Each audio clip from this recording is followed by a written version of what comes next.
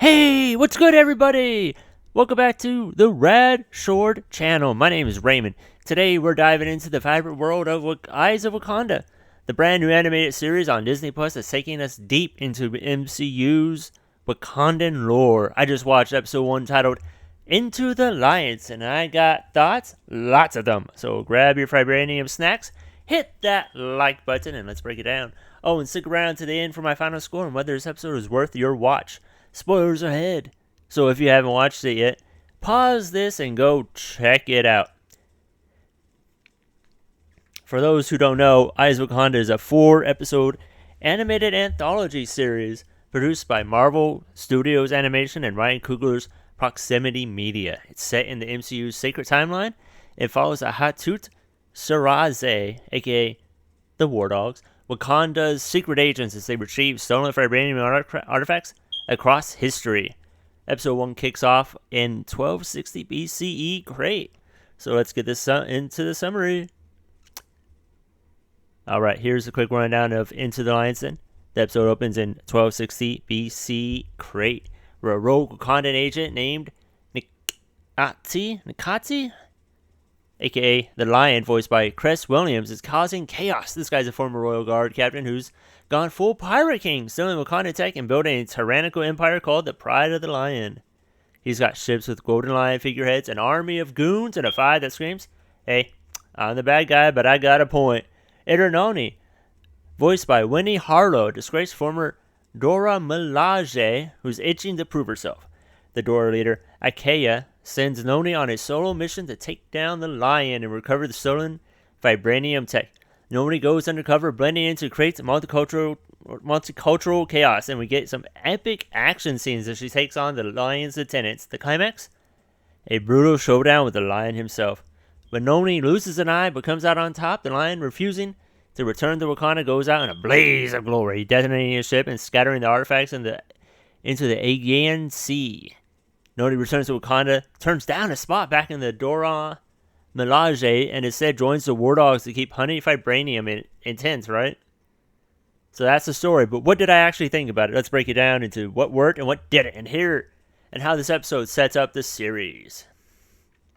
First off, the animation is gorgeous. The team at Access Animation and Studio AKA nailed this painterly. Also hand-drawn style that feels like a moving Ernie Barnes painting.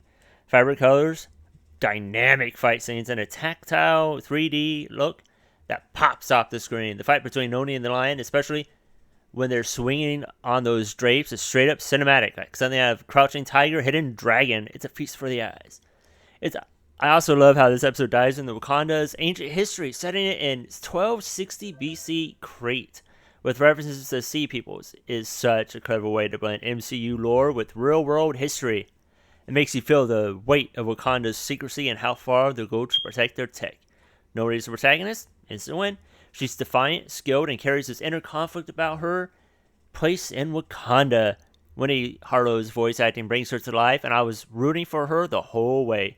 The Lion, too, is a compelling villain, not just a power-hungry warlord, but someone who challenges Wakanda's isolationism. His parallels to Killmonger, questioning Wakanda's rigid rules, add depth and make you think, is he really the bad guy here?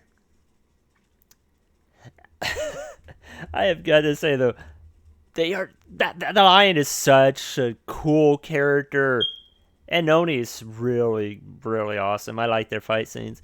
The action is rather another high point. The choreography is fluid, and the vibranium weapons in the Lion's trophy room, so creative. It's like a love letter to Black Panther fans who geek out over Wakanda's tech. Now, it's not perfect. The 30-minute runtime feels tight. They cram in a lot in.